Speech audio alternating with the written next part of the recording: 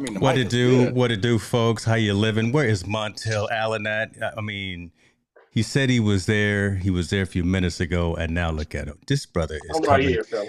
My God, what you running to the bathroom? Shouts out, Team No Sleep. How you living, brother?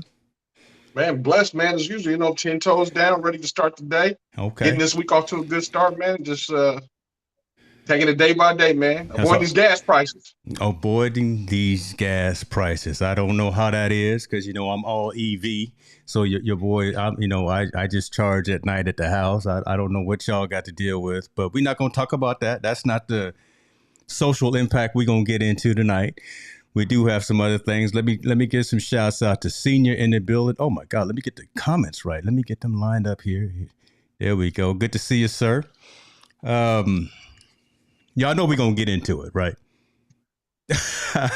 But I wonder if folks just knew when something like that went off this weekend. They said, "Oh Lord, what is Montel and James gonna talk about? Are they when is it gonna be on the show?" Because social impact of, and then I was thinking, right? It doesn't necessarily involve sports, but then you came at, so shouts out to you for coming back with the whole King Richard Williams thing, him being the father of the Williams sisters, and hearing his commentary, his feedback, and his insight on the whole situation. So, and again, immediately after the incident, Will goes up there and wins the award for the Williams movie. So yeah, we're gonna get into it. But before we get started, got somebody behind the scenes. Gonna bring him on right quick because he is a good friend of the show, good friend of mine as well. Y'all know him if you know me, and he's going to be joining us for Team No Sleep tonight. Shouts out, ladies and gentlemen. Erik Burks is in the building. Come on now. How you doing? All right.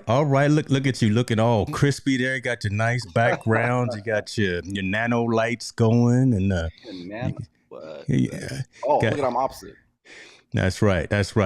EB, I tell you what, man, give the folks a little something. Tell them who you are for folks who may not know you, man. I think that's only worthy to have you tell your own origin story. Who is Erik Burks? Well, if we take it way back, we don't have that kind of time. We don't have that kind of time. No, we started a show called Unscripted. Thank you. And we've been trying to, just again get relevant content and stay, and be entertaining. We just got back from the Oscars area. We did a red carpet there Sunday night, I believe it was, and that's when this whole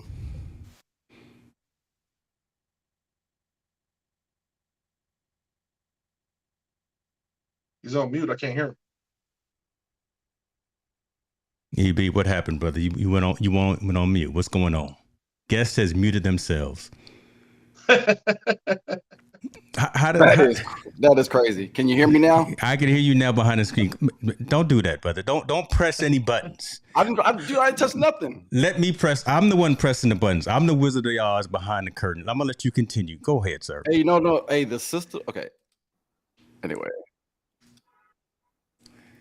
having some technical difficulties. Anyway, we got back the red carpet. Last night we was there doing the comedy show, and got to see some comedians, some celebrity comedians, and then in our show, what happened was they actually were talking about what happened at the actual Oscars.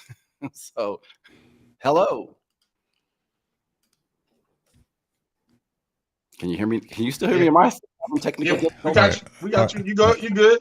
But you're going to have to understand live video production.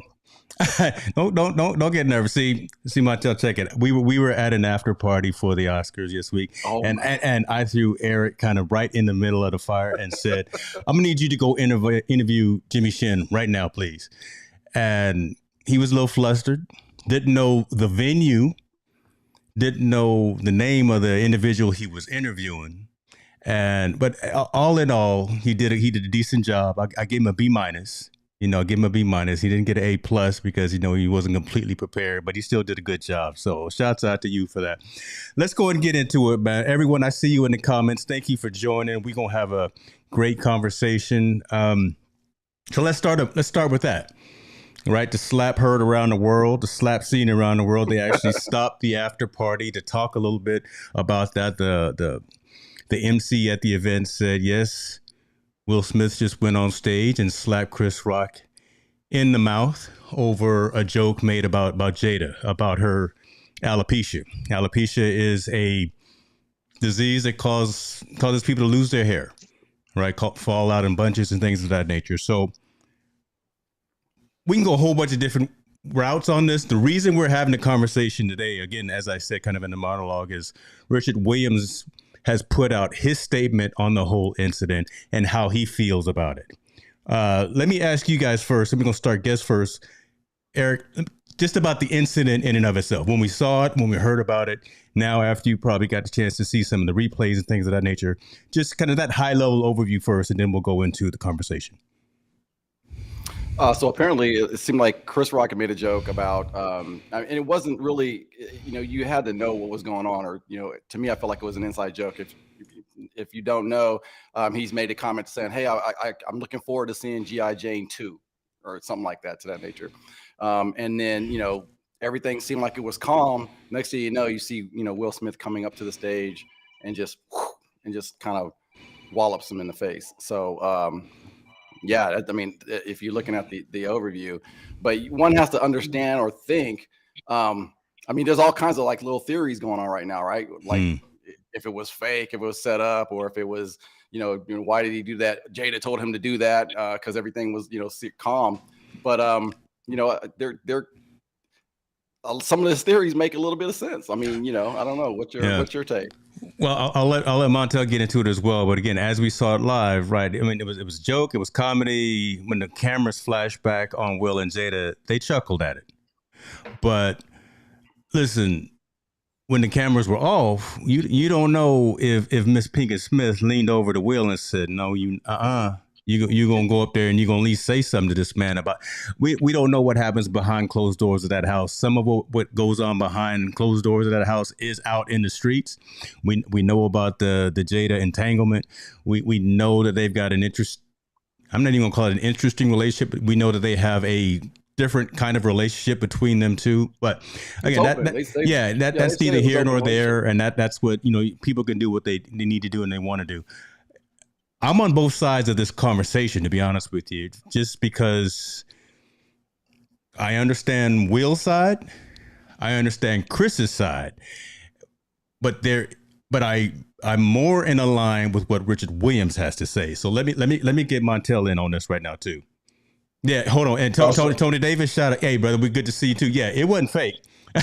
If you heard the uncensored version from overseas, because there was Japanese TV was showing it, and they have the unedited, uncensored one.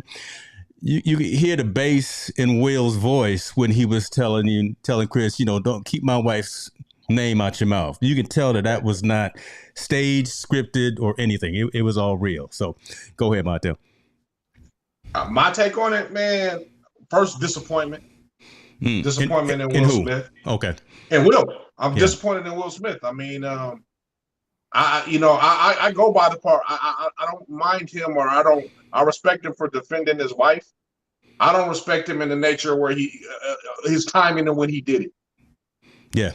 You're gonna put yourself on the center stage. We worked so hard as a people to kind of get to this point. This is the first Oscars directed by African American. We had 2 African American women hosting this show. We had all these things going on. There was such a positive note. And then for Will to lose his cool, to go up there and do that, it's uncalled for, man. That's a coward move. If you wanted to face him, you could have waited till that 5-minute monologue is about to be over in about 5 minutes. You could have waited 5 minutes and went backstage and handled your business. Mm-hmm. Or you could have waited to the after party. Yeah. You could have went to his dressing room to confront him about the situation or whatever it was. And alopecia or not, the joke was not that tasteless. It wasn't a tasteless joke. He was just making a comment. He was making he's a comedian. He made a funny notion about G.I. Jane, which we know was bald Demi Moore. Mm-hmm. And this is her haircut. It's almost just kind of like a light joke to fluffing it up. Will took it too far. Yeah. I'm sorry. I mean, I think that was just a coward move. I won't stop supporting Will. I mean, it ain't like it was detrimental or anything like that. But I do believe, man, his actions really put people, African Americans, on the backside and people that want to be booked in a very awkward position. Yeah. Because he's a megastar. Good point. He's on that level with The Rock and all that. He's a megastar. Now, people will get the perception that you condone that behavior at your shows by having him there? Or and the narrative that I'm kind of upset about is like us as African Americans were split down the middle, right? I'm not understanding why the sides thing. Like, you're wrong is wrong, man. You're wrong for getting up in front of the stage and slapping the man. Yeah. Because us as people, we know better.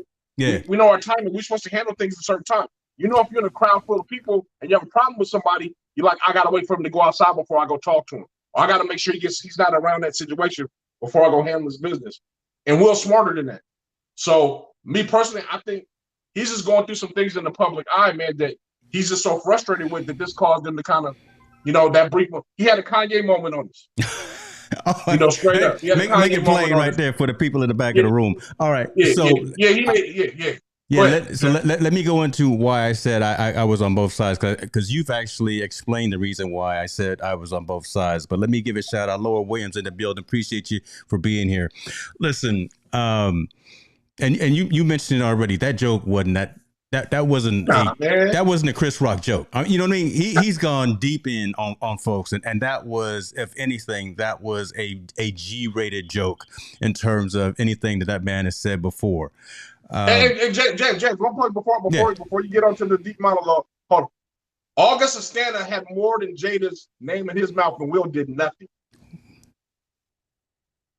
I said it. I think the show is over right there. Augusta Stanna had more in his mouth than Jada's name, and Will Smith did nothing but sat there and cried on her show. Ooh. So don't talk about this macho thing that you just do I'm defending my wife's honor at all costs. You didn't defend it when the dude had this entanglement with your wife. You did nothing to it. Nothing physical at all. God. But yet now you want to go to poor Chris Rock on the stage, on a worldwide stage, and show your manhood all of a sudden, where even if Chris Rock could defend himself, he really couldn't if he wanted to sell his business. You know what I mean? Yeah. He's protecting his brand by not fighting back. I would have fought back, but I'm saying I understand why Chris Rock didn't take a swing at him or didn't fight back. That was a coward move, man.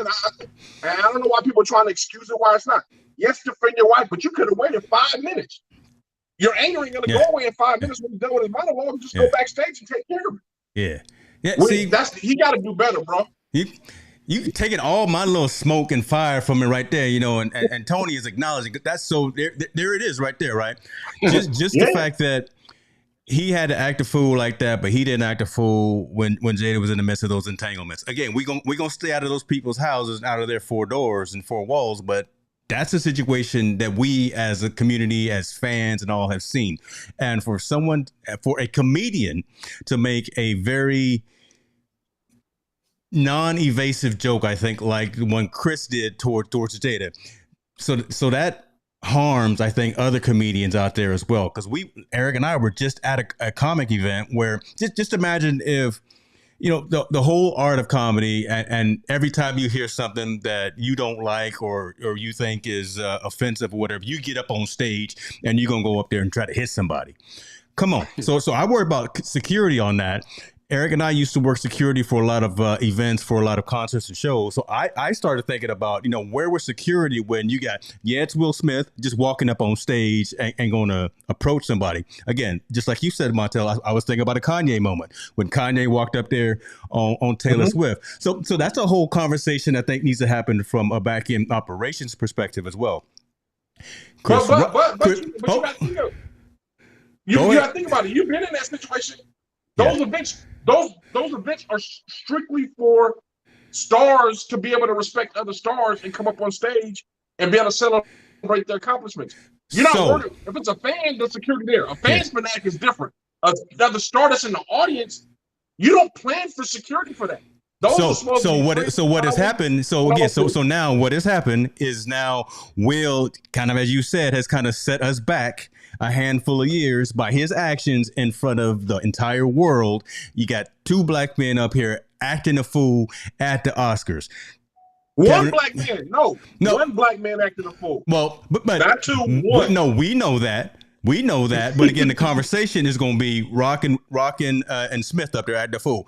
Kevin Hart is probably saying, man, I said something 20 years ago. I didn't get my chance. Now we got finally a year where we got Wanda Sykes. We got Tasha. Was it Tasha or Regina Hill? Regina Hall or Regina Hall. We got Regina Hall Yeah, up Regina here Hall. hosting. So we didn't made it. We didn't got over this hump. And now here come Will Smith slapping somebody in the head. Chris Rock showed more restraint Yep. than anybody.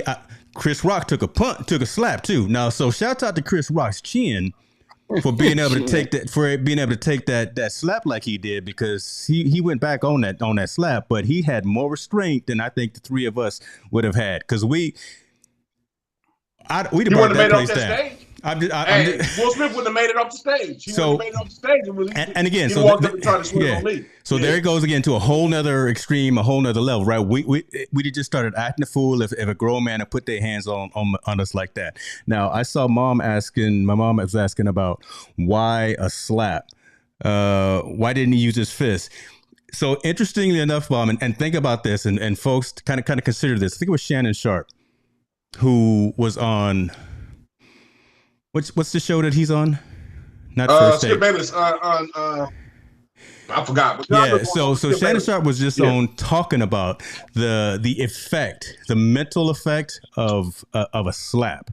It's actually more disrespectful to hit a grown man, especially a black man, with a slap as opposed to even a punch. So hit him with the N-word, spit on him, or slap him. Those are probably the three most disrespectful things that you can do to anybody, but especially to a black man. So that just showed complete disrespect for Chris from Will. That's the reason behind the implications and the significance of the slap as opposed to the punch. Where does all this lead into a conversation on Team No Sleep? Again, Richard Williams came out and said, listen, I completely disapprove and disavow and do not condone any of that violence. This man is coming out and saying, look, this should be a night of us celebrating the fact that this movie got made, the fact that we won the Oscar for this movie. And then it really had to have this man to come out and say, I disagree with everything that Will Smith and the way that he handled it. And I think we're all in agreement in this. And seeing some captions and some pictures of Tyler Perry, Denzel Washington going and talking to Chris Rock during the intermission like grown men would do, right? That actually is comforting as well. I'm not going to say I'm putting Will Smith in the same category as Kanye, because I don't let Kanye alone, but kind of disappointed. Definitely going to say I'm kind of disappointed. I will say that. Yeah. I'm 100% agreement. I'm disappointed in his actions, and I say it's a Kanye moment because it's a shocker moment that no one else expects. Just like when Kanye said that Bush didn't like black people, this is probably number 2 to that one. Yeah. As far as some crazy stuff that happened on TV, people doing or their actions on TV, that definitely reflects African American community. Yeah. I mean, this is crazy, man. I mean, I think the one comment I read is that this action overshadowed the whole accomplishment of African Americans made in presenting and hosting the Oscars. Yes. That one moment that he did that took away all that accomplishment that we came across and been able to achieve and done. So let me ask you something. That director, African American director that directed the Oscars, you think he's going to get an opportunity to direct it again? I do. I do. I don't think they're going to. He's gonna get Yeah. I don't think you'll get another opportunity to direct the Oscars again. So I think here's my Monday morning quarterback, right? I don't think Will is going to lose his Oscar. I think there's going to be some ramification, some discipline, just maybe going to slap him on the hand. They're going to write a sternly worded letter. Right. Yeah. I don't think Will is going to lose any endorsements. I don't know if he's got any endorsements out there or whatever the case may be. And I also don't think I pray and I hope that they won't put this on the shoulders of the director, because again, this was completely out of his control in terms of what happened. What I do hope comes out of this, well, one of the things I hope comes out of this is that I know Chris Rock is on tour, Listen, I hope every single show is sold out. I want Chris to have a standing room only, not because I want to hear what he's going to say, right? And he doesn't even need to sue Will Smith for anything because they both have more money than they need. I just want Chris Rock to because again he took it better than I think. Again, the three of us would have taken it, and if he's still out there touring this year, I want his shows to be sold out. If he comes to my neck of the woods, I'm buying tickets for all of us, and we going to his show. But who knows what's going to happen? I don't think there's going to be any criminal actions. I saw Jada's little statement as well. Time for some healing. I don't know what that means. I saw the comment that Tony brought up talking about what Jaden wrote up on his Instagram account talking about this is how we handle things. Now, was he talking about the slap or was Jaden talking about winning the Oscar? Right. Very, very, very vague in terms of his statements there. So I don't like that precedent from a family as well. Right. Your daddy's up there slapping another grown man for really no known reason. And you're going to say this is how we do things in the Smith house. Come on now. I think that like I said, man, I think Will Smith is fighting with some demons, bro. Let's be real. I think he's going through whatever transition or whatever point in his life that he's doing something, because this is really out of character for him, right? That we've seen. This is really out of character. Every other event we've seen him, For who? Will? Will, I mean, no, Will and slap fools before. The reporter that tried to kiss him. That reporter thing was whack. For him to go up on stage and do something like this is kind of out of character. Okay, there you go. I don't think that's part of his demeanor. I mean, in that facet, I believe though. I think he's going through some things, man. We got to think about this man. We talk about mental health on this show a lot. You think Will Smith is going through some mental health things going on with from 2 years ago, being embarrassed to this whole situation with entanglement to going through all this stuff? I mean, I think he got to a point right now where maybe that was his breaking point. You know what I mean? That comment, him still trying to work it out. You got to think all eyes is on him. Everybody in the world knows your wife had, some infidelity issues with whoever, and maybe he has, but we just don't know about it. But all this is coming down on him at once. And probably one of the biggest moments, all eyes on him, and I think he might have just snapped. I mean, we don't know. But I'm gonna tell you right now, something happened. Go ahead. I can only imagine what mental state he's in. He's been able to handle everything because we're resilient. People have been able to be resilient. But you cannot tell me he is not affected by the things, the emojis and stuff online. Everybody says about him. You can only cover it up for so long before it comes out, it comes to a head. Maybe this is that moment. Now, I did read that they were cool. He apologized to Chris Rock. They talked at an after party. Mm-hmm. Chris Rock is a big man. I mean, a big man as far as his demeanor, because he didn't press charges. He just told the police, "There ain't no big deal. It's all good."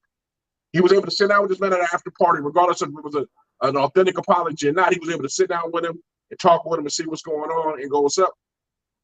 He's just a bigger man. He's a constant. That term, constant professional. Mm-hmm. That's epitome of Chris Rock. He took the moment. He seized the moment. Didn't lose control. Was fine, man. I really respect him for doing that. But Will took an L on that one, man. He took a big L on that one, man. That was uncalled for. Yeah, I'm gonna throw this up here right here. Laura Williams is saying she disagreed. Yeah, Will Smith damaged his own reputation, but he had a ton of respect going in. He clearly needs some great family therapy. Something is wrong with Will now. # mental health matters. And again, because for him not to publicly act a fool like that over the entanglement, where you got records being made, you got all this other stuff. Let's not check out the jam too. I got it in my iTunes, the entanglement. Come on, I rock that when I go. But for the man to make the joke that he did, and then for Jada, and then for Will to smile and laugh about it, and Jada didn't laugh about it, okay. But then when the cameras panned off, I guarantee she leaned up to him and was like,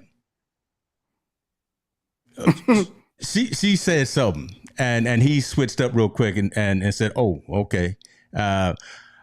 I'm confident she didn't tell him to go up there and knock the man in the head. He just took it to that extreme. Why? Who knows? Maybe again, he just had some demons that were working with him or through him. His apology, when he won the award to the other nominees and to the Academy and all that was something he felt that was something he had to say. This apology that he made to Rock himself on IG, I don't want to see it on IG. I don't even want to see it. Just talk to the man. How come we got to talk through all these other third person mediums? How come we got to talk through our publicists and social media and all this other stuff? I'm not worried about your brand and all this stuff. Won't you just pick up the phone and go to the man's house? You know where he lives. Go talk to, that's your boy. You slapped him on stage in front of the whole planet. And we still talking about it today. You need to go up there. Yep. EB, if you was to smack me in the head, of course, there going to be some consequences and repercussions on both ends. But, we going to talk about it. We've been close to those types of situations anyway. But then grown men have the conversations amongst themselves. Not just grown men, but just grown folk. I don't need to post something on Twitter or on my Instagram saying I apologize for what I did to you, Montel, and then leave it at that. I don't get it. I don't know. I don't understand how it went from one extreme to the next. Because like you said, they were laughing. Next thing you know, it was an anger fest. And then he goes to crying. So, in one of the theories that we're going to try to discuss on Friday on our show on Unscripted, little tagline, is the fact that this could have been a setup. Because, and again, I'm not saying it was fake. Maybe he did get hit and his face got hit. But what they're saying is because the Oscars, because of COVID, didn't have a great season or a lot of ratings. That look at their ratings now just because of that action that happened. To me, I feel like it went from an extreme from two extremes. Does that make sense? Yeah, I agree with you, man. I think it was like a and he had that two side to himself, right? Yeah. He won. He's laughing, or actually three-sided coin. He was laughing at 1 minute. He's pissed off the next minute, and then he's being empathy crying the next minute. He's having, to me, he's having an emotional episode. I really believe that, and I can only imagine, man. I try to put myself kind of in that shoes and try to understand. I can't imagine his mental makeup, man. I mean, you got to think. Yeah. Everybody in the world knows about that situation. People still joke about it. All the people in the room, knows about this.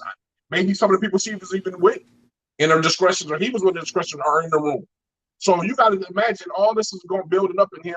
He's tired of being that guy that's always been poked at. You got to think, Will Smith has been poked at ever since he was a rapper, right? He was the corny rapper when he was young. He wasn't a hardcore guy. He was the corny rapper to turn to being an actor. You got the Tupac. You got so much going on, man. I think it just kind of maybe came to that head at that right at that particular moment. I think it just came to a head, and the dude lost it. I mean, he kind of just lost track of himself. And like I said, I'm still a fan of Will Smith. He's a Will Smith fan. He hasn't lost me. I just think his actions could have been done differently. Like I said, and I have no problem with him defending his wife. Matter of fact, he's supposed to defend his wife. True. But then the manner in which he did it was wrong. He should have waited till after he wrapped up his monologue and handled it backstage. And went and talked to the man or had conversations back there. And if he was going to throw blows back there. So nobody could see it, so we ain't got it all over the news. And we're here talking about it. Go handle it at the after party. Pull him to the side, talk to him, throw blows there. Yeah. You don't do it on national TV for the whole world to see for you to slap another black man. Yeah. That's just disrespectful. It was uncalled for. And it was bullyish, if that's a word. It was very bullyish because he even knew Chris Rock, either he knew he wasn't going to respond or he couldn't respond at that moment as far as physical altercation. I'm gonna tell you right now, I know he picked the right person to do it with because he wouldn't do that to somebody else, another one of those comedians. He won't do it to the court. No evasive motion or nothing. No evasive action. Yeah. I mean, like you're right. He should have handled it like he handled the entanglements. I mean, that's just that's what it is. Yeah. So let me reset the room a little bit. Shouts out, I see you, Dr. Jackson, in the room. Appreciate you for being here. And this is definitely something that could possibly be part of Race Talks, right? Part of your series. Reason we're bringing this up is because, again, Richard Williams, Serena and Venus's father, came out with his statement in terms of completely disavowing what Will did to Chris, right? And again, getting the award for the movie about him and about his daughter. So that's the social impact of the sport piece, talking about that. whole different layers in terms of this whole conversation. Again, what had happened on stage, why it happened, who it happened with, right? The looking through the lens of two black men up there getting into a situation where the whole planet is literally watching. Everyone's talking. People are talking about this, unfortunately, now more than they're talking about, well, I don't know, than what's really matters in society right now. We got wars happening overseas. We got high gas prices over here. We got this, and this. Melanie's talking about, listen, let's talk about this. 50% of commentary from hosts and presenters is about roasting others, but the audience applauds and laughs. That's a bigger issue as well, right? So there's other things that are more important and more relevant to what the society should be talking about. We're talking about this because it hits from a lot of different angles, right? Three black men here talking. We see this, and we see this through a different lens, and it just, again, it sets us back years, unfortunately. When we see it and we're like, oh man, come on, no, he didn't really do this, and so now we got to have this conversation. We got to kind of reset the whole. We got to reset the game, unfortunately. So we got to have these discussions. And then the fact that it touches on the sports side with the Williams fathers, the Williams sisters. That's why we're having a conversation here. So this matters, having this conversation. I just want to kind of reset that room in terms of folks asking why we talked about it like we're experts. We are experts in this situation because it affects us in a lot of different ways than you may think. Go ahead, brother. But I was also thinking, how does this affect children? And I'll say, teens and everything. Come on now. Let's be honest. They're very influential. He's a very influential person. That's an influential event. Is that the way we're supposed to handle our business? I mean, I've seen on social media, because I deal with a lot of kids all the time. They applauding. Will Smith is this. He slapped the mess out, making it more of a joke, which it is a serious matter. This is a serious kind of an issue because it shows how black men are portrayed in handling issues or disagreements. I don't want, I would hope kids don't react that same way, or I hope they have enough aptitude to be able to digest it and understand that was just an isolated incident that happened. But, people imitate art. They imitate artists. They imitate people that other people look up to. I hate for it to be that way, but I mean, how does this affect kids? I can tell you my kids already. My daughter asked me about it. What happened? What was going on? Oh, look at that. Oh, wow. Look at you. What did you do that for? You know what I'm saying? Those conversations, unfortunately, we got to have with our kids to make sure they understand, because if we don't, I promise you, somewhere, someone, they think that's funny, and they think that's what you're supposed to do, and they will slap somebody. Yeah. And I think that's the sad part, because honestly, violence is not just cornered by African Americans. You know what I'm saying? It's not. We don't corner the market on violence and reacting that way. It's, okay. White folks do, come on, EB. Come on now. But it's perpetuated that way in the media, though. So not in the media, exactly. And that's what I wanted. And that's what I wanted to say is that we're having this conversation because it shouldn't really affect us like that, but it does affect us like that. And in the fact that we don't corner the market on violence. You can look back in history.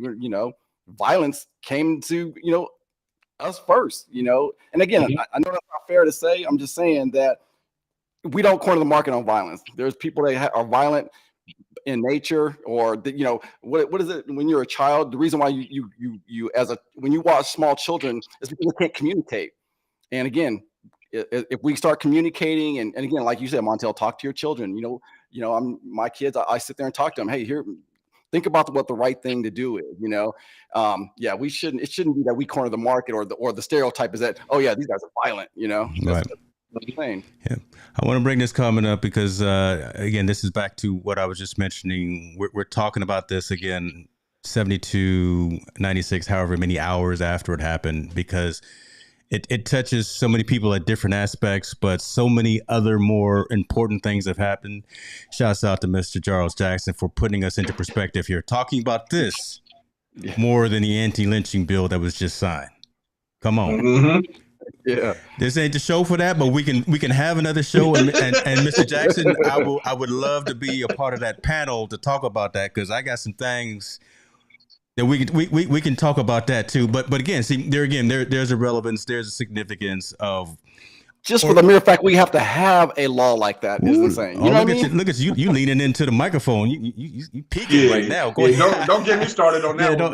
Right? I want to be. Hey, James, I want to be on that panel too. Dare have me on that panel and see where I come off it. Oh yeah. Charles Jackson, I'll talk to you in about an hour, brother, when we get off of this one. Awesome. Listen, okay, let's go and keep going. Let's move forward. Let's stay focused here. That's what we do. We stay focused on you. Ladies and gentlemen, football fans are here. We're gonna go back into sports. We're gonna talk about NFL because the owners and the teams are meeting. They're having conversations. Rules have been changed. I don't know if it's really going to matter, but one in particular that has changed thus far is the postseason possession rule. Man, say that 3 times fast. New rule that was passed that was actually brought up by the Indianapolis Colts and the Philadelphia Eagles. They proposed this rule that both teams are guaranteed to have possession of the ball during the postseason. Not during the regular season, but during the playoffs. Both teams are going to be guaranteed. So no sudden death immediately. But if after both teams have possession and it's still a tie, then it reverts back to the traditional, what is the sudden death rule in terms of whoever scores next. What are you guys' thoughts on this? And do you think this really matters in terms of how games are going to evolve and going to be decided by giving each team that opportunity? Look, you scored your touchdown. All right, I'm gonna let you at least give it a shot now before we call this game. To me, it's funny, man. Like the NFL, why is it taking them so long to figure it out? College has it already figured out. College, everybody gets a possession. You go back and forth until the team wins, and you start to stretch the field further and further. First, you start off on the 20. Mm-hmm. If they both score and everything, they get them on the 30, and kind of make sure they bring it in from there. College already has it figured out. NFL, this is just the rule was stupid in the beginning. Let's be real. One team gets a possession, they score, the game's over with. Well, I mean, if you're a fan of that team that loses, then there's a problem. Right. The team that wins, it's okay. So I think this is a rule change. This is just something that's not even. Yeah, I like it. This is not really. This is no social impact to anything. Well, that's why it wasn't the first. Hold on. That's why it wasn't the first story. Come on now. We talk about the news. But the only impact this is on is people that gamble. Let's be real. People that gamble. That's what I'm. So there you go, brother. I'm setting you up. And people with what's it called in fantasy football. This is all that matters to. It doesn't matter to the common fan or somebody else. This is okay. You change the rule. You did the right thing, and you only did it for playoffs. So it only matters for people that gamble and people that are probably into fantasy football. Otherwise, it doesn't really make any difference to us as the fans. I mean, really, I mean. So work with me on this, brother. Right. It matters to the folks that gamble. Think about it. It goes in line with the last story of tonight that you pointed to me. Let me tell the story. Yeah, dog, y'all just come along for the ride. So again, EB, talk to us. What do you think about this? Are you got any dogs in this fight? Or I shouldn't have said that either. Yeah, you know, hold on. I'm kind of torn. I'm like, who was fighting dogs? I shouldn't have said that. That was I'm kind of torn. I feel like if it's tie and you have to have. I don't. To me, I don't. Like it doesn't really make a difference, right? Unless you're betting. But if the game is going on, I'd rather just, hey, you know what, you already won. All right. I'll give you some microphone etiquette though. I mean, every time you lean into that mic, you start clipping, brother. So don't. I got you. I got your levels perfect. Yeah. That MV7 is doing his job, brother. You don't have to lean into it. It's picking up. The game is right. See, there you go peeking again. I will say this though, James. Like for gamblers, for people that are avid gamblers or people that are into sports betting a lot, I do believe this rule is really beneficial for them. You know what I mean? This is we already know there's a lot of money that goes on in gambling as it is, and can you imagine the playoffs where the stakes are even higher? I think this does play into that mode. Right. I don't know if that was a consideration. I know that. I mean, if it was a consideration, it wasn't talked about, at least to the masses. But I mean, maybe behind closed doors. But this is a really big deal for people that gamble. I think that gives them that edge. Remember, gambling isn't just the team that wins; it's all about the spread.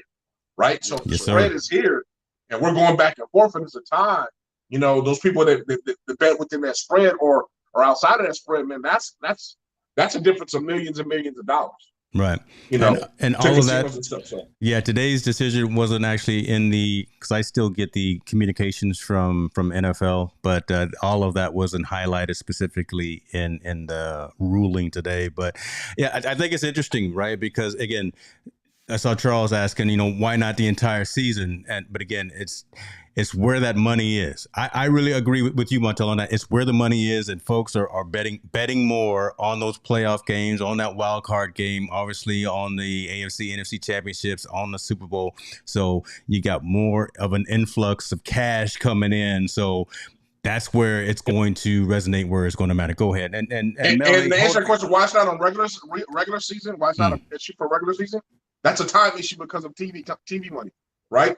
You can't have a game that goes in the morning and they're going in these 4 or 5 overtimes. It will run into the other game where they lose money. They lose money because that game's taken over. That's more of a money issue because that's their TV money. But playoffs, there is no time set regulation. They don't care about that because it's so heavily watched and so heavily betted on. Now, I believe this rule, if it's really successful in playoffs and they can figure out a way, it will seep into the regular season. It will. It's going to have to because that might make the difference of a team making it to the playoffs or a team not making the playoffs. As soon as we have that controversy in overtime, like a team lost by 1 game or they didn't get a chance to get into the playoffs, then they'll go back again and say, we need to implement this rule going into the regular season. But I mean, the NFL right now, they're milking their players. I mean, they're getting 17 games out of them now. Now this playoff thing, they're really milking them for everything they can go. So to add all this extra overtime stuff for them during the regular season it's going to be difficult, unless they increase the roster count. So I would actually that's the reason why. I mean, I just want to answer that. That's the reason why they're not going to put it in the regular season. Yeah, they're not. I would love to see them actually get rid of a couple of games. I would love to see them get rid of the Pro Bowl. It's no longer a game to me, to be honest with you. I don't even watch. I don't think any true fan of the game watches it as a game, almost watches it more as a piece of entertainment. And, we got folks heckling here. So listen, one of my moderators, hold on, she is one of the moderators, heckling in the background and then trying to give you a little props there. Yes, I change mics on a frequent basis, but I'm just saying. Thank you, MDH. Appreciate you. And you're right, though. Pro Bowl does suck. Oh yeah, the Pro Bowl is a useless game where the players don't even play in it anymore. Yeah, and if they don't start to incentivize it or whatever we call it, make it worth something. Maybe if the NFC wins, the Super Bowl is automatically played in the NFC or the Super Bowl is played in the AFC. Where like baseball, how baseball has an incentive why you play in the All-Star game. I think they just get rid of it. The Pro Bowl doesn't even need to be there. Like people, no one watches it and no one attends. Exactly. And there's no effort put into it. I agree with you, and I agree with Melly saying it's awkward to watch because again, no one wants to be out there possibly getting hurt, right? No one wants to have an ACL sprain. No one wants to do something bad to themselves for a game that doesn't do anything to their paycheck. Doesn't take care of their. But me, man, my creative mind. If they were smart, if NFL was smart and capitalized off it, that would be the Senior Bowl, coached by NFL players. So the upcoming seniors are going to be ready, eligible for the draft. That would be their bowl because now people will watch it because their college players are there, and they would be able to get tricks, tips, and coached by NFL players that want to go into coaching. That would be more of an entertaining game than watching the Pro Bowl because those guys have no vested interest in it no more. But the Senior Bowl, you would have vested interests because those are guys that are about to be drafted. Everyone would want to watch it. It would be on a national stage. It'd be something that's there. So NFL got to figure out a way. And since they're Senior Bowls, they're no longer part of the university, so they don't lose any eligibility. It'd be okay. They're about to be able to come for the draft. That's where I would go with it. I just don't understand why you're not on somebody's payroll. Me neither. Brother, make that call for me. I'm right there. Well, your phone should be ringing right now. Hey, EB, we know ESPN listens and watches Team No Sleep because verbatim their shows. So I'll go to the gym after our show and I'll literally hear verbatim everything that Montel and I talk about on ESPN radio. So we know they're watching. So shouts out ESPN. Montel Allen, I'm his agent. I got his phone number. I just want 2% off the top. I just want 2% off the top like the lotto. Let's keep it moving, folks. Let's keep it moving. This could be a good thing, I think. Masters are coming up for all you golfers out there, all of you fans of golf. Mr. Woods is in the building. He was playing actually today. He flew in his Gulfstream. ESPN made special mention that he came in his Gulfstream private jet. Shouts out to Tiger Woods and his real money. But he actually played 18 holes today, practice. We know Tiger has gone through a lot just from his back and the surgeries with that. And more recently, the car accident that he had, I think, on his way to his charity event. So for him to be out there and play a full 18-hole practice round at Augusta, where you got to do what? You got to walk the entire course. So, there's no caddy that's got you on their back, and there's no golf cart. That's a promising thing. Regardless of how people feel about Tiger Woods, personally, professionally, whatever, I still think the game needs him, right? I still think the game needs him to elevate the game to a must-see TV type of event. There's some great people out there that are hitting that ball right now. I can't hit the ball straight for nothing, but in terms of the excitement, this man comes out, he's wearing his all black throughout the week. And then Sunday he comes out with that Tiger red. You've seen the energy when this guy is out there, and then the draw from the crowd, the draw from the TV money, the draw from from everything that's around and surrounds the game. I think golf needs him to get back in playing shape and playing condition for it to thrive again. I don't want to go in too long on this because it's not really that big of an impacting story, but just tell me what you guys think about this. We'll start with you, Erik. Yeah, I ain't got no dog in the fight because I don't watch golf. Is that right? I do not watch golf. I'll go to the driving range, but that's it. I'll do a couple of Happy Gilmores, but that's about it. You're not a top golf kind of guy either? Okay. I'm not a golf guy at all. All right. Well, Woods is listed among the expected 91 participants, as it says, for the Masters. He's already won 15-time major championship. I think it would be good to see him there. Give us your thoughts, Montel. I got 4-letter word, man. Icon. We need the icon back. I think you're absolutely right. I don't know if he can play at that level still due to all those injuries and everything, but we just need Tiger around the game and for his face to be in the public eye around the game. I really truly believe he's one of the iconic figures we have in sports. He transcends golf. People want to admit it or not. He transcends golf, not just from a race thing, just from his play, as he was a dominant player. And I think the game needs that. I think they need that boost of energy of him being around. Whether he's playing, announcing, commentating, we just want Tiger to be around the game. True. I think that's more than enough, to give some energy around it and everything. And I'm glad to see he's out there participating and walking, because remember, his car accident was life-threatening. It wasn't like it was something that was true. That was small potatoes. I mean, he literally, he was in a bad situation, and for him to be able to come back and to be able to walk Augusta and play 18 holes and just to give us that glimmer of light. I would hope that would be more news. I mean, I know on his career when he started playing, he wasn't he wasn't winning like he used to believe, but he was still out there competing. I just think they just need his face and his energy around the game, and that will make me more than happy enough, to have him around and have him kind of give his input and give us his thoughts. I think that'll draw more of us to be back into the game of golf. Yes, because we missed him. I mean, those times we missed him when he was hurt. We didn't really pay attention, but when Tiger's playing or he's a part of the game, he has a lot of our eyes watching. Pretty much. Icon, man. I wish him the best. I hope he plays, man. I think that would be great. It would be dope. Do a Willis Reed on him.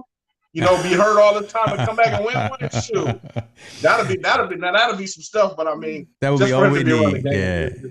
Yeah. Drop the mic and go out there and win one more time. That would be awesome. I like what Melanie said. Yeah. Marketing. Agree. Tiger is great for the sport. He needs to be involved in any way possible, commentating commentating. I haven't started drinking yet, folks. Commentating, playing, or drinking. Well, see, there she talking about drinking. Oh my God. One of these days we're gonna get you on this stream, MDH. You got the keys to the front door. You know the URL to come into the studio. You can come if you want to here. What's next? More serious story. Let's get into health. Let's talk about some things. Let's talk about Big Diesel himself. Let's talk about the chief marketing officer out at Carnival Cruises. Let's talk about Shaquille O'Neal. Hasn't taken care of himself since he got out of the NBA. He really hasn't. And he, in an article with, I believe it was GQ, he says, look, I haven't gone to the doctor in like 11 years. So that's a conversation in and of itself. That's a situation that needs to be rectified. Come on, you got to go see your dentist. You got to go see your doctor. You got to get the colonoscopy. You got to get all that stuff. And for Shaq, someone who has the means to get all of those things taken care of, hopefully he caught all of this before it got too severe. But the story here is Shaq is overweight. Shaq is suffering from sleep apnea. So he has to now get one of the machines to help him sleep at night, so he doesn't literally stop breathing in the middle of the night and actually lose his life. So that's pretty significant, right? I mean, and that's really telling for someone, again, in the public eye. Every time we see Shaq, he's fun, he's laughing, he's giggling. He and Charles Barkley are wrestling somewhere. Shaq is out there DJing, having fun, jumping up and down, having a great old time. But again, at the end of the day, you're not much if you don't have your health. Yeah. Not much if you don't have your health. So, I mean, give us your thoughts on this, CB. Again, we'll start with you since Montel finished last time. But, I mean, because I know you're a huge proponent of health and nutrition and things like that. He's talking about in this article that his diet was just off, right? Sitting around TNT with Charles Barkley, eating, laughing, eating, right, and not doing anything else. So talk to us a little bit about what you think about this here. I mean, this is my wheelhouse. Health is my thing, and I think he's an athlete. I mean, he was an athlete. I mean, I would think you would always, when you do the work in the beginning, you only got the maintenance to do, in the end. You know what I mean? For me, hitting, I'll be 55 in 3 months. I hit the gym and I keep moving, and I try to eat right. And like you said, he has the means to do this. But, you don't know everyone's situation. But if he's not doing the health stuff, but he definitely should be going to see the doctor. He definitely should be going to see the doctor. Yeah. I mean, Montel, you think about that. He tries to make fun of it. He says, I had a new disorder called CBOTBD, Charles Barkley over the belt syndrome. Man, all right. Sitting there eating all the time. I was waking up, going to work, chilling, eating, whatever. And his belly was over his belt. Folks, you got to take care of what goes into your body. You got to take care of how you got to move. Movement is medicine. Movement is medicine, and you got to stay active. You got to stay agile, because again, if you don't have your health, you don't have that much. Because I'm having issues right now. Right. I mean, I just had. We'll go into. I won't go into it too much, but listen, you got. Even though I train a lot. I got some problems that I'm dealing with just from going a little heavy on the incline. I don't know if my mom is still watching. She's probably gonna call me after the stream and be like, "Oh boy, there you go." But all is well, Mama. All is. But I don't know, man. Lesson to learn: the moral of the story: take care of yourself and don't wait 11 years before you guys go see your doctor. Yeah, come on, Shaq. Yeah, I get some acronyms put on you. I think this is a kind of the I hate to say it this way, it's kind of the telling story of an African-American male, right? We're athletic when we're young, we're doing all this stuff, and as we get older, we start to lose sight of our health and not taking care of ourselves and gaining weight and all, and developing these conditions that we can hopefully avoid. Yeah. I mean, I know I'm a victim of it too. I mean, I'm nowhere near my playing weight when I was playing football. I'm not there. I gained that daddy weight, as they say, that daddy bod. Trying to work my way back out of it, but that's just by not knowing any better. Actually, we think that's what we're supposed to do, right? We emulate what's around us, right? And if we think that's what that's what it is. If people are all eating healthy and exercising, we do that. If people are not and they're eating healthy and they're around you, that's what you kind of do.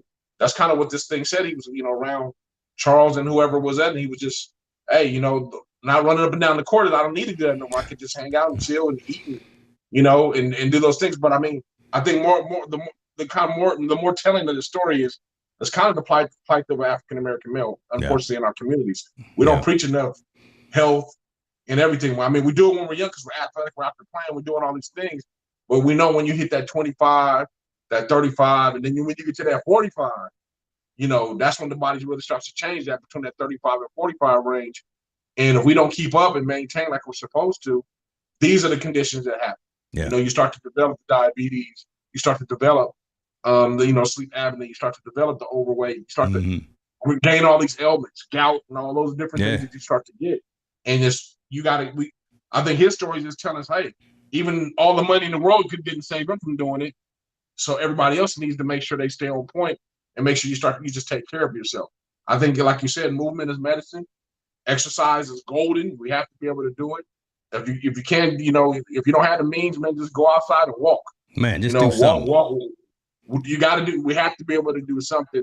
And I think what our African American has a tradition of a poor diet, right, in our communities because of the things that are available to us. We have to kind of do double. We have to do double to exercise to get that off our body or get that out, get those toxins out of our body. And I think more than something anything, we got to preach water. I used to not be a water drinker at all. Good man. I try to drink a lot of water now. As much water. My wife got me on that. Drink water to kind of flush the system. I still haven't given up the soda 100%, but I don't drink nowhere near as much as I used to. Right. And I think that's something we don't ever talk about. That's a killer more than alcohol. That soda would do you in with them diabetes. That's true. You keep drinking so much of it. That high fructose corn syrup is the devil. Yeah, and it just got it got worse. Is the formulas they talk about get better than new formula? It's more sugar, more fructose. Try to make it sound healthy for you, but no, that's still fermented corn syrup. So hold on, let me bring this up before you say anything else. Yeah, MDH is what I'm holding them back. I don't know, but you know, we did fire up the Team No Sleep YouTube channel so he can start getting some of these royalties as well. So look, it's I appreciate that, Melanie. Yeah, I appreciate look, she got your vote in 2024. Yeah, she is your marketing coach. She is your look, I'm just here to heckle, like I say, from the background. That's all I'm here to do. I mean, on a serious note, man. I mean, I really think the whole overall, and that's why I presented it.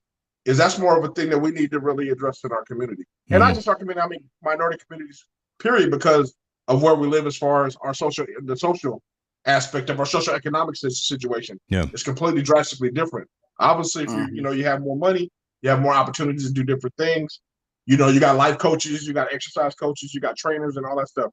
We got to kind of peel that layer back and talk to the people that don't have those things and how can they get out and about. How, you know, where do we drive them when they work in a 9 to 5 and they just come home or working a double shift? You know, that time to get that sleep in or try to get exercise in. We got to figure out a way to help them out. I think that's a story, and I think someone with all the money in the world, like Shaq, he's telling you like I didn't even take care of myself. My health is not even as great as it should be. You know, so that should just be a lesson for people, for everyone. Yeah. Please make sure you take care of yourself in some form or fashion. Yeah, I think it's, you know, it's unfortunate that he's going through the situation, but I think the silver lining of this is that it's Shaq, and Shaq resonates with the youth, right? So the youth, teenagers, 20, 30-year-olds are saying, you know, they connect with Shaquille O'Neal and said, man, if he's gotten to this point and he's going through these situations, maybe I can now look and see what he's doing to get better. He said now he's back in the gym, right? He's taking care of himself. He's exercising, he's training, he's watching what he puts into his body. He's not going to Popeyes. He's not going to McDonald's. He's not eating that garbage. He's putting in more color, you know, green, reds, and colorful fruits and vegetables in his body as opposed to that madness. So that's probably, if there's any plus to this entire situation that's happening, and it's controllable. So he got it. You know, he went to the doctor. Yes, it took him 11 years to go to the doctor, but he's gone to the doctor and he's getting it addressed with. But the fact that it's Shaq, as opposed to, let's say if it was Phil Mickelson. Chris Rock. No, because Chris is, you know, I think would be the same as Shaq. But who did I say? Did I say Phil Mickelson? He resonates because we just had a golf story. That's why I brought Phil. Yeah. He resonates with a smaller subset, I think, and doesn't really resonate, especially with who we want to make sure is around to take care of us, the youth.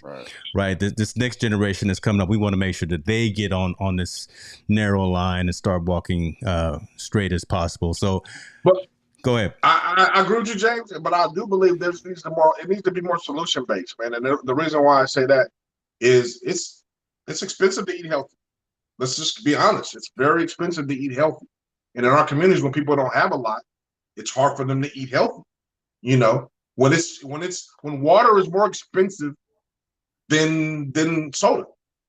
You know what I mean? Or juice that's really high. Or just health food in general. Health food in general is more expensive than all the crap. EB, you get into that because you live this, right? You and your wife, right? You live this. So talk a little bit about this in terms of, again, the cost analysis. Let me finish my description where I'm going at, and he can go ahead and he can correct it and tell me what to do or what people should do. I'm saying it's very expensive to eat healthy, which in my opinion it shouldn't be, because it seems like it's plants. Manufacturing should be a lot cheaper than manufacturing meat or manufacturing whatever you're doing. But it's very expensive to eat healthy. It's very expensive to cook with olive oil than opposed to grease that you normally use. But even though we know olive oil is a more healthier one, my thing with Shaq can afford to get himself back right. He can. He can get a trainer. He can eat right. He can do all those things. Let's talk about Uncle Peanut on the corner. You know that we know this in the house. He working and that's all he can do, and he barely surviving. How does he fit in that mold? So I like when stars talk about it and they bring awareness to it. But if you don't bring awareness with it with some type of solution or some type of valuable option for people to do, then it's a mute conversation, man. I can't hear you because I can't do it. So please comment on it. Well, honestly, for me, it's a cultural thing. I'm Black, but my mom's Asian, so we grew up eating. I mean, we weren't rich, but she just gave us different types of like vegetables, and that's how we ate fish, vegetables. So it always stayed with me. And then for my dad, he's just always been an athlete. He's always been in shape, teaching karate and doing all this stuff. So it's been my background since I was knee high to a. You're on mute. You're on mute. Went on mute again. Tell me when on mute, James.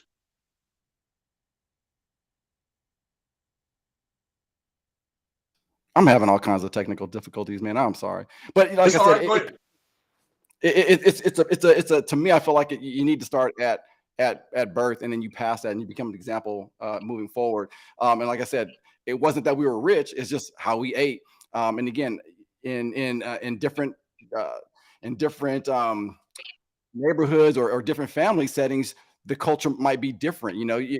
It's in the States, it's easy to see someone come to take your kids to McDonald's. When I go to to McDonald's every once in a while, right? And I was like, man, they got this kid already maybe in an obese state, and they're still taking him there. And I'm like, I think it really starts when you're young, and then you keep that going.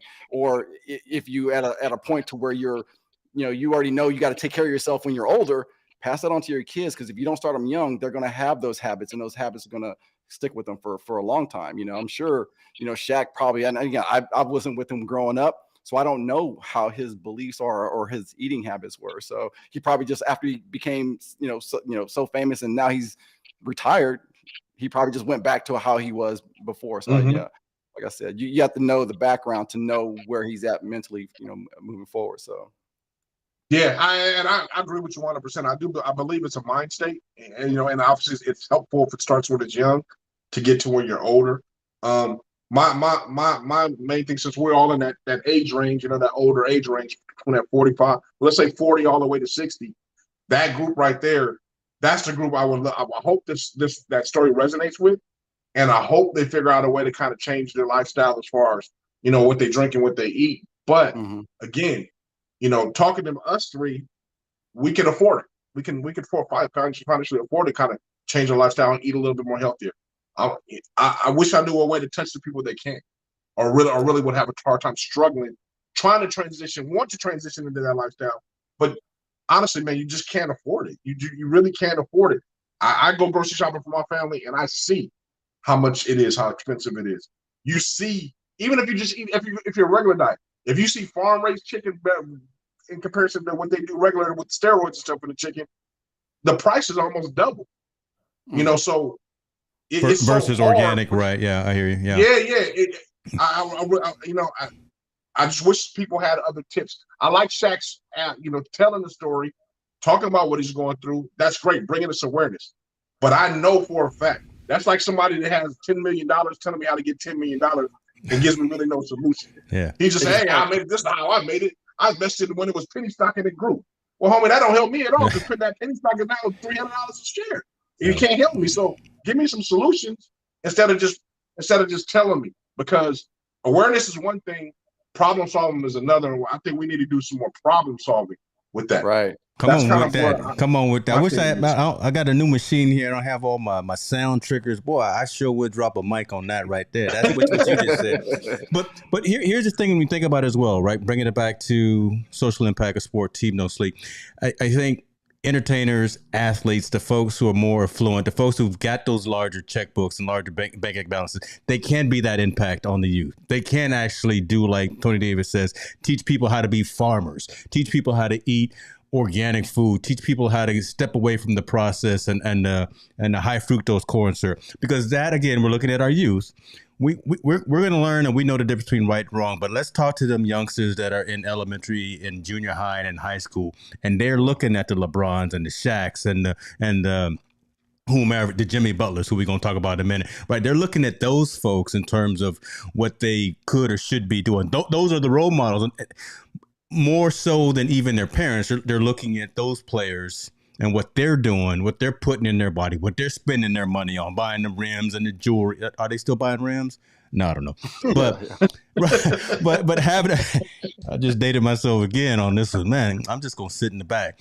But my spiel is, in long story short, is that athletes, entertainers, those are the folks who kind of resonate with the youth, just because they're watching them on a continual basis and wanting to emulate them from a health perspective, right? Cleaning up the diet, cleaning up the nutrition, using movement as medicine, and actually doing something that's better for the body, for the mind, the spirit, the soul, finance.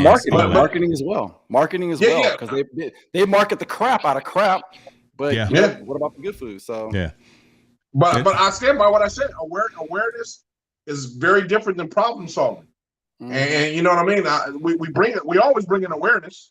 Yeah. Hey, this is what's wrong. This is what's wrong. This is what's wrong. Well, tell me how to fix it.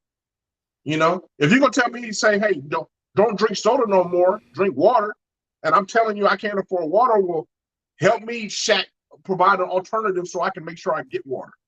You know, or what? Make sure you tell me to boil my water before I drink it, because it tastes better than to get all that lead out and all this stuff out, so I can drink it. You need to provide me a solution to, if you want me to, with along with the awareness.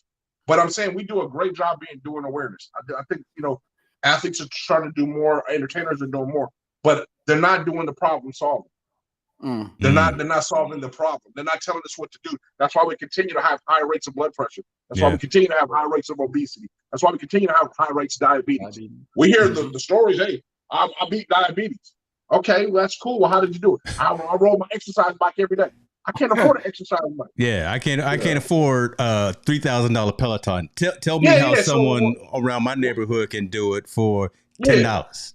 So what, so give me the solution. What can I do? If I can't get a Peloton bike, what is another alternative? What's those things? Where's the problem? Wait, you said for $10? I apologize. I went to the mic again. You said for $10, James? Yeah.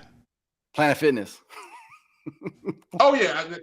But see, are they preaching that? And is there a Planet Fitness? I mean, I'm playing devil's advocate, man. I'm being extreme. No, I get it. He being me tonight. I love it. I'm watching it. $10. Yeah. But I'm saying, where they got to provide more solutions, man. I really do.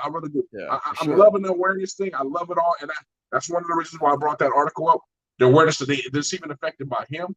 But man, come on, we need to be able to provide some more solutions to help people, other people. Like my grandmother, my uncle in South Central LA, he's still eating chicken feet and stuff like that. Stuff that we don't, we can barely eat. But I mean, I can't say stop eating that without providing a solution to something that either tastes that way or more affordable in his pocketbook for him to do. So we got to be, I think we as a community, because we're such a powerful community, powerful entertainers, powerful in this world, powerful influencers. We need to be able to start providing also powerful problem solutions. So promoting. Sometimes there can be solutions, but we have to understand there's still the human condition. Honestly, I'll keep it short. But like, I was a personal trainer some time ago when I got out of the Air Force. I had a little business. I was Get Busy Fitness, right? So I would even still train people at the gym when I didn't have a client for free, but they didn't take the initiative to keep it going. So so it's having a solution, but empowering them to be able to and be. Yeah, dog. Then his mic go out. We're gonna go ahead and move on to the next story. Look, next time I come see me, I'm bringing you a new mic. I already bought Montel a whole I don't think it's the suitcase mic. Your thing keeps changing gear. the default. The system. I have to keep going in and changing the system because it keeps dropping my mic and going back to some default thing. My hands are here, player. Every 99% of the other folks that come on, I tell you what, this might be the last time you come on Team No Sleep come up here talking madness. I will say this, and then we'll move on to the next. I think he's dropping some knowledge, though. We just can't hear him. I think he's dropping some science, man, but we can't hear him. No, he's not saying nothing right now. He's just talking outside his neck. I would say this, but these athletes should stop promoting tequila and Ciroc, and maybe start promoting some sparkling water and those kinds of things. Let's move on. But be accountable. You got to take the initiative. You got to be accountable. We can't do everything and spoon feed everyone. They got to be accountable. That's it, man. I like that. I like that comment by Tony Davis. Yeah, get back to getting out and enjoy local parks. The world is starting to open back up. Look, I've been on a lot of planes already in the last few weeks, so we getting back to being there. Moving on to the next story. Let's talk about altercations. Let's talk about not getting along well, at least from the surface level. Jimmy Butler, look, he's been with the Heat for a minute. Him and Coach Spoelstra. Coach has won the championship already. I don't think Jimmy's got a ring, so he's gonna have to listen. But there have been times captured in the middle of a game where Jimmy Butler and Coach Spoelstra just don't seem to agree eye to eye. I'm gonna go ahead and play this. I'm gonna make sure the sound is off because I don't want to get the YouTube copyright strike. But very, very aggressive conversation going on between them. Look, I understand competitors, champions, athletes and coaches want to win. That's all that matters is the W. The L's the L's are not what get you the parade. And everyone wants to win and everyone wants to get out there and compete. You got to listen to the coach. Yeah, you got your stars out there, but there's a lot of controversy apparently. And unfortunately, wherever Jimmy Butler goes, the boy can ball. All right, look, you get him out there on the court and he's trouble. But you get him out there on the court and he's trouble. Right? Just in terms of being a teammate, maybe being a team leader, you would think at this point in his career that he would be considered more of a leader as opposed to even just an accessory player or someone that comes in and a support perspective. But what do you think about this whole dynamic of, Coach Spoelstra, again, already has the rings because he did it with LeBron and he did it with Dwayne, but Jimmy Butler over here in Miami now, and they just can't seem to find some synergy amongst them in terms of how to elevate the Heat to playoff contention. I'm not even going to talk about championship winning, but just playoff contention. And you guys saw the whole video that I just played right now. Montel, let's start with you this time. Yeah, I look into it and I don't look into it. And the part that I don't like is it kind of escalated more and more and got bigger. I don't have a problem with you disagreeing with the coach and talking, but obviously it's got a heated thing. But I look at Spoelstra. Spoelstra's not backing down from him. He's coming at him, saying whatever he says to him. So they're going back and forth. I think this is more of a competitive thing. I think Jimmy Butler does have a history, but I think he has a history of being a great competitor as well. I always think that there's a time that you need to listen and the time you need to speak. I think he teeters that line a lot. He teeters that line probably. He's probably the captain of the basketball team because he's one of the better players. Right. So he also that even give him more, more authority to go ahead and teeter that line. I don't mind a competitive spirit, man. I really don't. I think that's actually healthy. It's healthy for you not to agree with someone all the time. You're supposed to argue and disagree about certain things. Yep. I think that moment just got caught on camera and they kind of got heated and it escalated. I don't think he was going to throw no blows or nothing like that. Not among him, but I do believe arguing and disagreeing is a healthy behavior, because at that point you can come to a resolution and you can start to see things, the right way. Yeah. They didn't fight the next night. They didn't want to argue the next night. They came on the court. Yeah. So, I mean, I think it's a little bit blown out of proportion. Talking about they're going to trade him and get rid of him. He's a problem and all this stuff. Let's not forget, man, he's been winning the Heat 45 to 50 games every year he's been there. Yeah. He's been in the playoffs every year he's been there. He's not been a guy that's been out there on the street where he's with all kind of women, or he's doing all these certain kind of things, even though he has that little thing with that one commentator from ESPN. But I mean, he's not a guy that you see on the outside having all these other distractions come into play. Okay. His distractions are on the court. Yeah. His distractions on the court. His problem is like, hey, I got a problem with coach, or coach is having an argument, or me and the players are not disagreeing. He doesn't have off the field issues. Matter of fact, he's very successful off the field with his coffee shops and all the things he's doing. He's actually very valuable in the community in Miami. So all that, man, I mean, it's just all heated altercation. Yeah. This one on social media, we capture everything that goes on and tell everybody's business. We know about it immediately when it happens. Yeah. So Eric, let me flip it. Let me flip this, Eric, and ask you just again, what are your thoughts on someone who probably is the captain, like Montel was saying, or if he was a role player, the relationship between him, Jimmy Butler, and Coach Spoelstra? I mean, do we want to see this? And again, I'm going to be devil's advocate here and asking this question. Do we as the fans want to see this type of altercation happening? Is it healthy for the fans to see Butler and Spoelstra going at it like this? I'm being devil's advocate right now. Yeah. I don't think that it's it's healthy to have the disagreements and have your own and speak your mind. But again, there's a time and place. It's the same thing with the Will Smith thing. You want to pick and choose your moments, right? If I had a situation I didn't agree with the coach, he's coaching the team. I'm being paid to be professional. I need to go out there and do my job, and then come back and say, hey, you know what? I didn't agree with that situation or that call you made. And again, I don't know what they were arguing about, so it's hard to understand what they're arguing about. But like I said, there's a time and a place, and they're being paid a lot of money to be professional.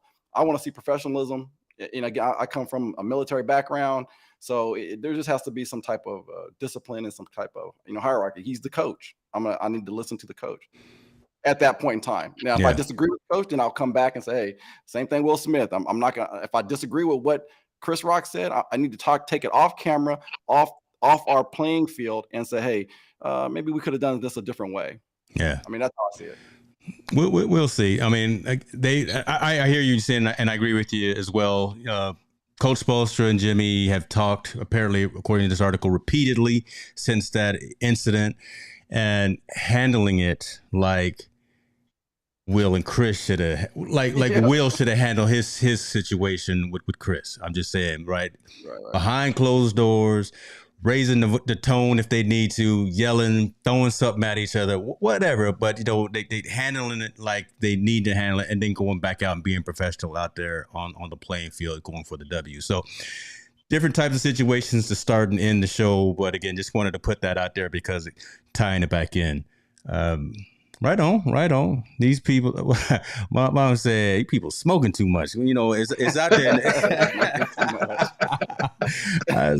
That's hilarious. I love you so much. Let's end with a good note. Let's end with a good story.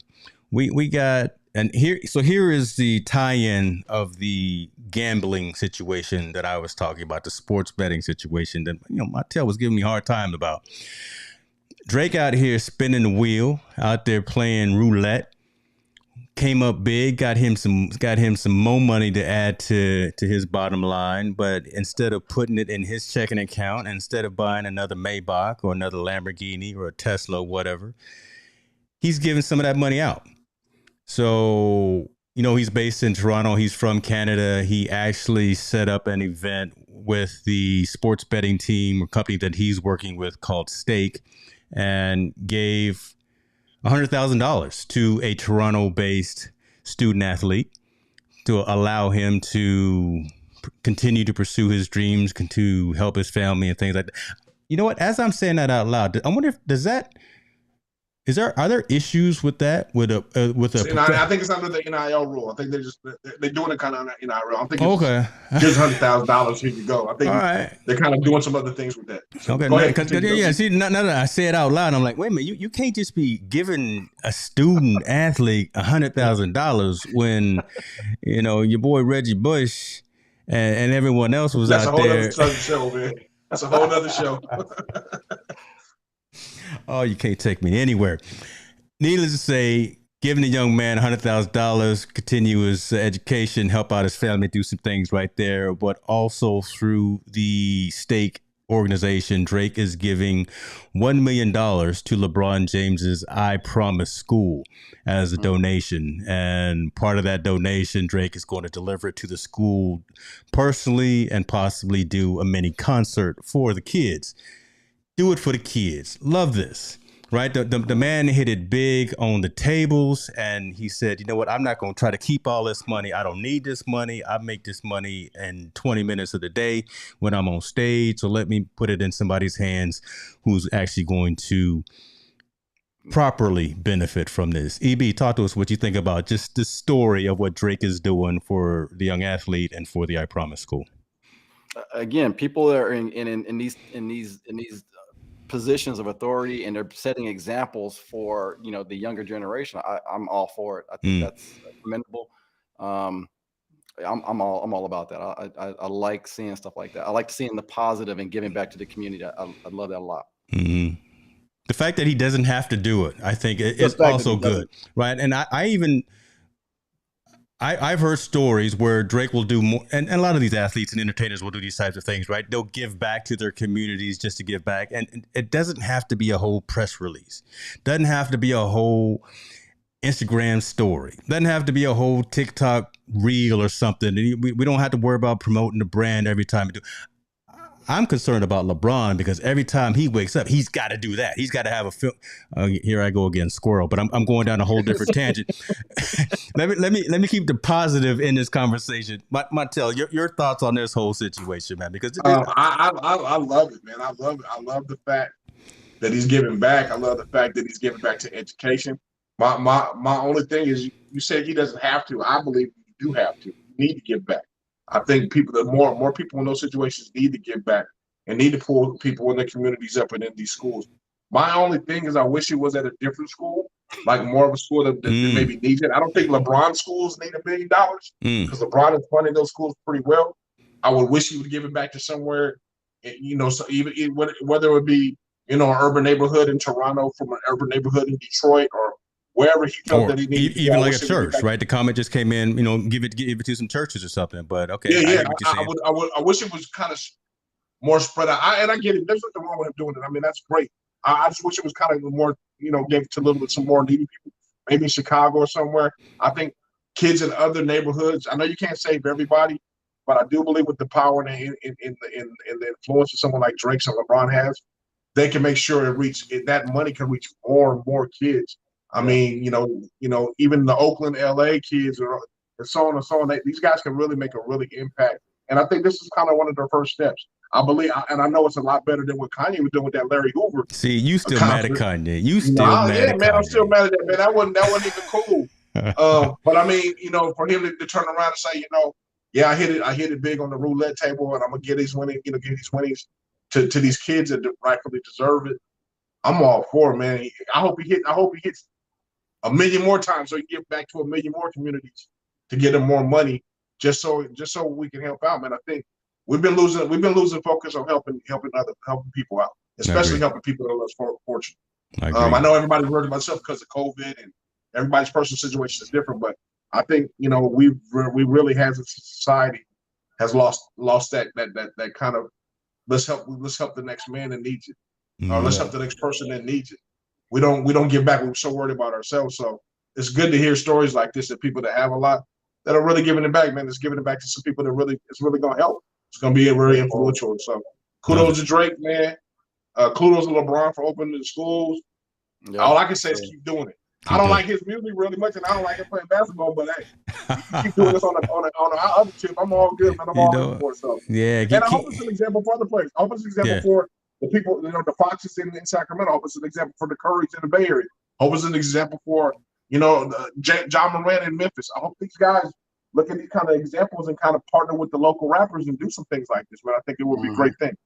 I love that. I love that. I'm not even gonna mess with that because that you actually hit it right on the head right there. We'll end with this. EB, we brought you on, and we appreciate you for coming on. But talk to us one more time as we close out about you've got a session coming up about the whole Rock and Smith thing. So talk a little bit about what your plans are as that relates to that.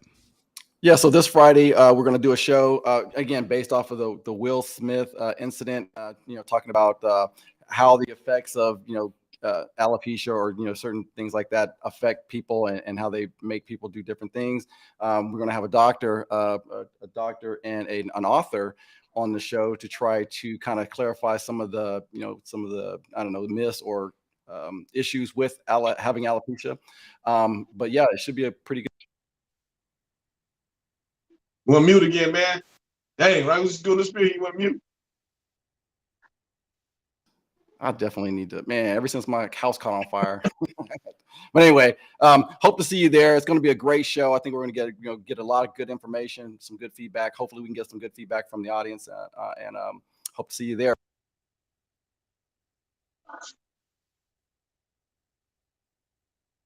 You will mute again when you set your time and date. Say it again one more time. Yeah. So it's this Friday, 2:00 East Pacific time, 5:00 Eastern. Perfect. Hopefully I'm not muted. No, you good. You good. James is muted now. No, I'm just over here moving my lips and I'm not actually saying that. I'm over here heckling.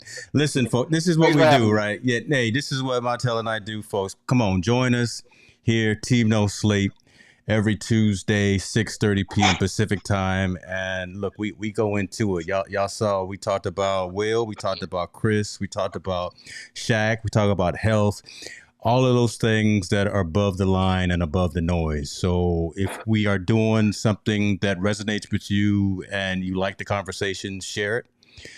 Tell us your thoughts and your feelings. If we're doing something that you don't like, let us know as well, because we will take that constructive criticism and that feedback and put that into the plans moving forward. So that being said, listen, gentlemen, as always, I let Montel take us out and then I just push the buttons behind the scenes. But thank y'all for being part of the show. Montel, take us home, brother.